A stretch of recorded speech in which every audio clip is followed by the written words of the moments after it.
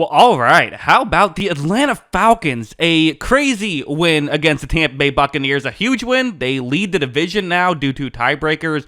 Incredible stuff in what was a really fun game and a great performance from Kirk Cousins. And that's going to be kind of the main thing we talk about is how this Falcons offense was dominant in this. Cousins over 500 yards, 4 touchdowns, 1 interception. Even the interception was on a 4th and 18, just trying to make something happen. Incredible stuff. Let's talk about what went so well for this Atlanta Falcons offense. Let's start off with this play. What's going to happen here is this is something we're going to see a lot from Tampa Bay is they're playing this zone coverage, but I really think this game in many ways was, Tampa Bay did have some injuries, and Kirk Cousins was just doing a great job at taking advantage of some unique coverages Todd Bowles was throwing at him.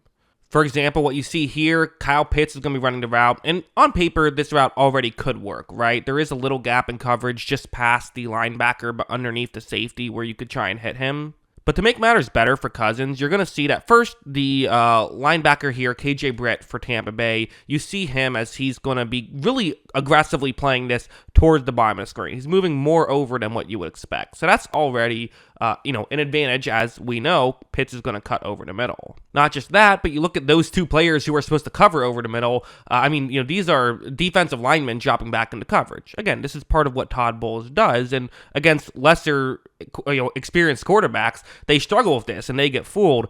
Cousins is just too smart for this. Watch him read this perfectly. He knows where he's going with the football from the jump. Gets the ball over to a wide open Kyle Pitts who ran a good route on his own. And so again, you could easily look at this play and say, well, he hit an open guy. But Cousins read this play so well, he knew where the open guy was going to be. Part of hitting the open guy is just, a good quarterback stuff. And of course, there was just some good plays from Cousins. Something like this where it's a 3rd and 14. So Tampa Bay's feeling pretty good about themselves. They're going to drop back into a zone coverage.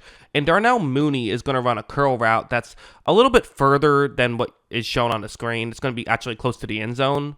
And as you see when Cousins takes a snap, when I was watching this live, I thought this was just like a tight window throw. That's actually not what this play is. I mean, it kind of is. So, you see the two Tampa Bay players I've circled in black. Cousins times that really well, gets in between those two players. But over in the yellow circle, you have, Mooney here, who, this is just really a jump ball. Zion McCollum is kind of right next to Mooney right here. Cousins just trusts his guy more. And as you see, for good reason. What a catch from Kyle Mooney, but also a perfect ball from Cousins to put that really right on the money where he can, make that play work and get the touchdown right there. That's 4 points right there.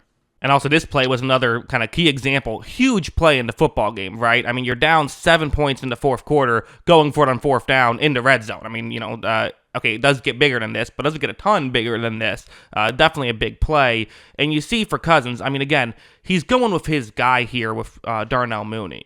When this play begins, it's a really well, right here, you see Darnell Mooney is just not showing where he's going. This completely freezes the Tampa Bay corner, Tyke Smith. So Mooney does cut. He cuts so well, and Cousins right on the money. And then an incredible job by Mooney to break a tackle, gets into the end zone for a touchdown. Great stuff all around by Darnell Mooney. But also, again, really good job by Cousins to read the play effectively, know where to go with the football. All of this, it's good stuff. A play like this was another good one for Kirk Cousins here, as it's going to be zone coverage. You see this route right here. Again, it's one that could get open. There is a safety, Jordan Whitehead, who's in the area. And again, when Cousins takes the snap, again, some of these were, not great defense. This isn't the worst defense I've ever seen. The issue is that Whitehead has his head turned around. There's a window. But a big part of what Cousins was doing was just hitting these windows consistently. He wasn't missing throws. That was a huge part of it. Again, you see, puts it right on the money. They're able to get, a big gain there on 2nd down and 10. So, it's just a lot of good stuff. Some of these plays, while there were some highlight reels, it wasn't all just highlight reels. Sometimes it was just the offense clicking, running the right concepts, getting guys open consistently, and making the catch. And over here in big spots too. 3rd down and 8, you have a zone coverage concept. The way Tampa Bay is, running this, it's cover 3 zone. So again, you're having 5 guys rush the passer. There will be a bigger gap in coverage right here. The route you see over the middle definitely is one that could get open, but, one thing is you have to pay attention to, again, how the linebackers are playing this. But Cousins takes a snap, he looks over, and for one thing, doesn't immediately look towards the top of the screen, knows how to use his eyes to kind of wait a little bit before looking to where he wants to go, but eventually looks over and he sees this. Levante David, the linebacker on his play, very much higher towards the top of the screen than I think you'd like on this route, and Cousins, again, he's just noticing this. As you see, puts this one right on the money. Really good completion there by Atlanta. Again, it's these, you could say they're not highlight reel level plays, but they're still moving the ball down the field. This is a 3rd down and 8, getting a huge chunk play. I mean, that's good stuff. This play was, I mean, there's no getting around it, a tough one for Atlanta, where it's a 3rd down and 6, and again, they're going with their guy, Darnell Mooney, who has a sort of a deep shot against Jamel Dean. Again, the way he's playing, of course you want to feed him the ball. Cousins takes a snap, and I mean, just look at this. This is absurdly open. Like, this is unbelievably open. Jamel Dean isn't even trying to get back into play. He's just getting ready to make the tackle after you see Darnell Mooney, basically fair catch it right here is what you think. And unfortunately, this is it's a dropped pass, and that's a tough one because he's played so well in this game. But yeah, that's a tough one. It was really open. They go for a 54-yard field goal. That was blocked, and it was not a great blocked field goal attempt too, I have to say, by Atlanta, as in didn't block it particularly well on top of it. So yeah, that was a tough one. No getting around it.